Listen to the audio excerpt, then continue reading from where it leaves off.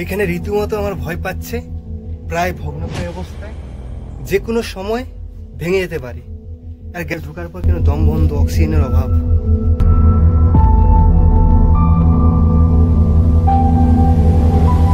সাপের পাশা মনে হয় আছে।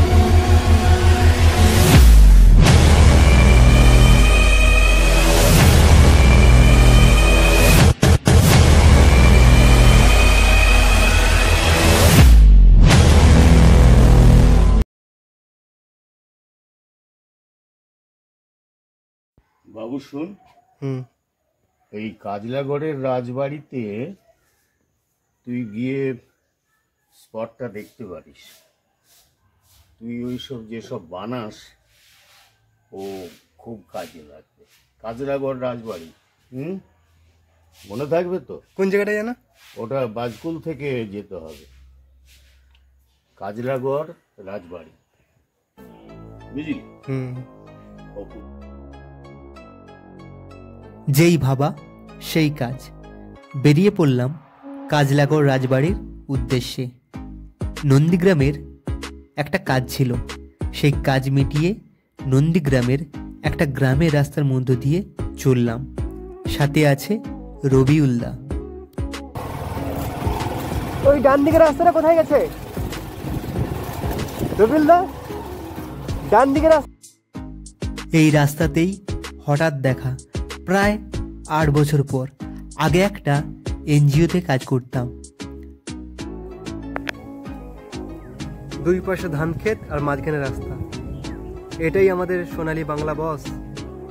ইনি আমার সাথে চণ্ডীপুর অব্দি এলেন, তারপর উনি কাজের উদ্দেশ্যে রওনা দিলেন। এরপর বাকি রাস্তাটা আমাকে নিজেকেই যেতে হবে।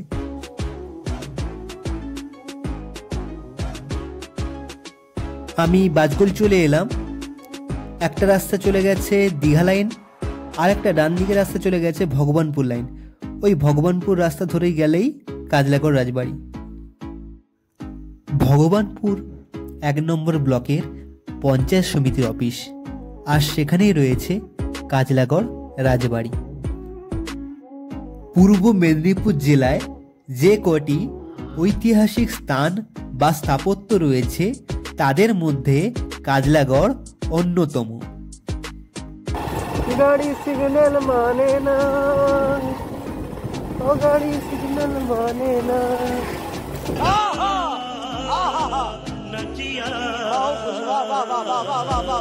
প্রাথমিক অবস্থায় অবশ্যই আপনার দৃষ্টিগোচর হবে না এটি। বিডিও অফিসের পেছনেই এর অবস্থান। এই দুই বন্ধু, এরা কুল পাড়তে এসেছিল। এরা বলল, চলুন আপনাকে পুরো রাজবাড়িটি ঘুরিয়ে দেখাবো। জনসাধারণের জন্য প্রবেশ মূল্য 5 টাকা। আমার পথপ্রদর্শক এই দুজন বন্ধুকে সাথে পেলাম।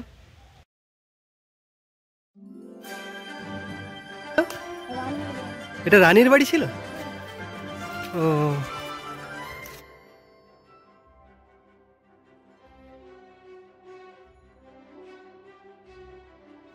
কাজলাগড় রাজবাড়ির ইতিহাস ষোড়শ ও সপ্তদশ শতকের অবিভক্ত মেদিনীপুর জেলার ইতিহাসের সঙ্গে যুক্ত।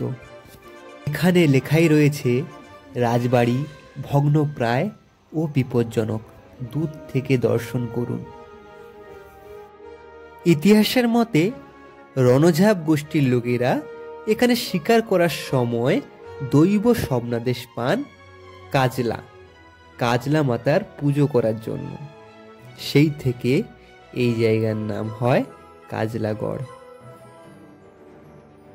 সে সময়ে বিভিন্ন ছোট ছোট রাজ্যের ভেতরে কয়েকটি, যেমন তমলুক, বালিসীতা, তুর্কা, কুতুবপুর ও সুজামুঠা মাহিষ্য জাতির রাজাদের।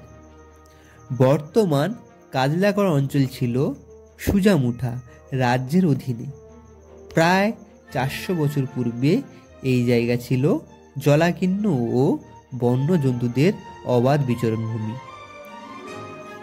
পূর্ব মেদিনীপুরের ভগবানপুর থানার কাজলাগড় নামক স্থানে সুজামুঠার প্রাচীন রাজবংশ ছিল। এই রাজবংশে পূর্বপুরুষ পশ্চিমের ময়ূরভঞ্জ অঞ্চলের পাহাড়ি পরিবারগুলোতে বেদ জাতির রণঝাপ গোষ্ঠীর লোক জেলায় জেলায় মৃগয়া করে বেড়াতো।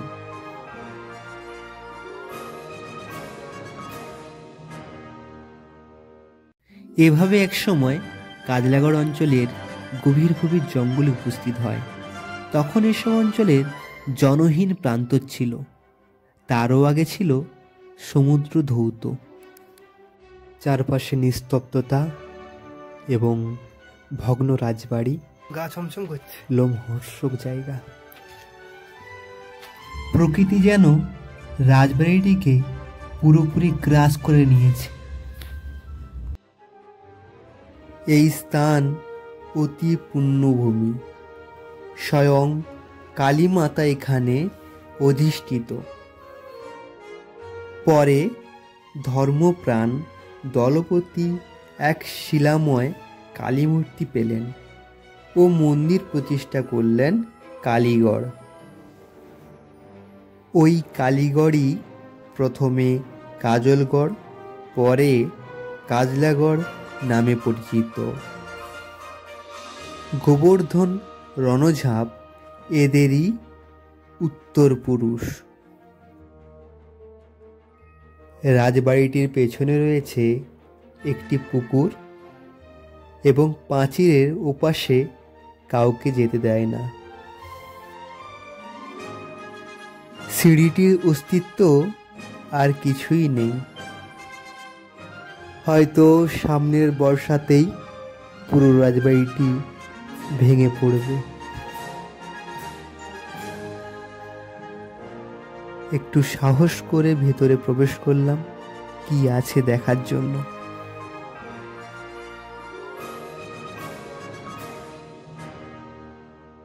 এ তো যা দেখছি যে কোনো সময় ভেঙে পড়বে।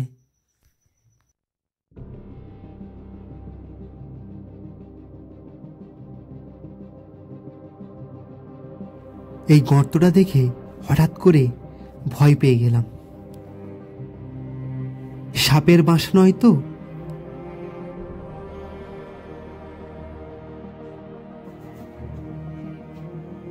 ওই সাপের পাঁসা মনে হয়, সাপও আছে এখানে। রাজবাড়িটি এখন পুরোপুরি ভগ্নপ্রায় অবস্থায় দেখতেই পাচ্ছেন, কিন্তু দেখেই বোঝা যাচ্ছে এখানে রাজরাজারা একসময় রাজ করে গেছে। কালের নিয়মে সবকিছুই পরিবর্তনশীল, কোনো কিছুই স্থায়ী নয়। এই রাজবাড়িটির অবস্থাও তেমনই। বিশাল এই রাজবাড়িটি একসময় যে সুন্দর ছিল তার বলতে হয় না, দেখলেই বোঝা যায়। কিন্তু এখন ভগ্ন দশা।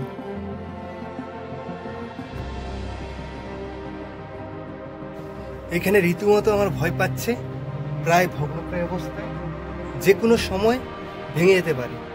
আর গ্যারেন্টি ঢোকার পর কেন দম বন্ধ, অক্সিজেনের অভাব। এখানে প্রায় অনেকটা সময় হয়ে গেছে।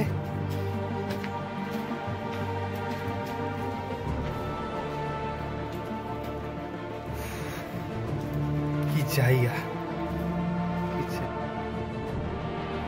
এই ভগ্ন রাজবাড়ির ভেতরেই লুকিয়ে থাকে শত শত হাজার হাজার বছরের ইতিহাস।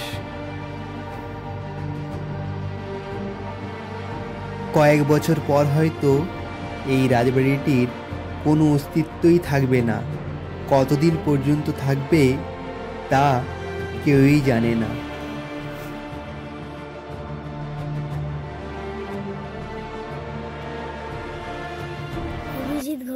অভিজিৎ গড়ি বাড়ি এখানে না, মির্জাপুর। মির্জাপুর। এখানে পড়তে আসি। স্কুল পড়তে আসিস? পড়িস, পড়াশোনা করিস? কোন ক্লাস? 4। ক্লাস 4। আর তোর নাম? চলে। তোর নাম কি? পুষ্পেন্দু ঘড়ি। বাড়ি কোথায়? আর বাড়ি মির্জাপুর। মির্জাপুর। তুই কোন ক্লাস তোর? 8-এ। ভালো করে পড়াশোনা কর কিন্তু। ভগ্ন রাজবাড়িটির লুকিয়ে থাকা ইতিহাস জানার নেশা যদি করে থাকেন, তাহলে দীঘা যাওয়ার পথে একবার এখানে আসতেই পারেন। কথা দিচ্ছি, নিরাশ হবেন না। এরকম পুরনো রাজবাড়ি, ভগ্নতা আমাকে সবসময়ের জন্য কাজে টানে। আজকের মতন আসি, দেখা হচ্ছে পরের ভিডিওতে। আমাদের চ্যানেলের ভিডিওগুলো ভালো লাগলে প্লিজ লাইক, শেয়ার, সাবস্ক্রাইব করবেন। চলো, দেখা হচ্ছে পরের ভিডিওতে। নতুন বছরের শুরুতে এই ভিডিওটা প্রেজেন্ট করলাম তোমাদের মাঝে। প্লিজ কমেন্ট করে জানিও কেমন লাগলো। সবাইকে জানাই হ্যাপি নিউ ইয়ার।